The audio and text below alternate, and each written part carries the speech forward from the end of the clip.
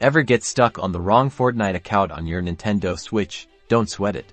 Switching is easier than snagging a victory royale, and I'll show you how. First, ensure Fortnite is completely closed. Hit the home button to return to the main screen. If Fortnite's still running, highlight its icon. Now, press X on your controller. This opens a menu with various options. Choose Close Software and Confirm.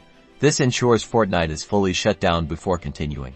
With Fortnite closed, navigate to the System Settings icon on your Switch's home screen. It looks like a gear. In System Settings, scroll down the left menu and select Users. Here, you'll see a list of user profiles. Select the profile linked to the Fortnite account you want. Each profile can link to a different Epic Games account. After selecting the correct profile, launch Fortnite. The game will now log in using the Epic Games account linked to that profile.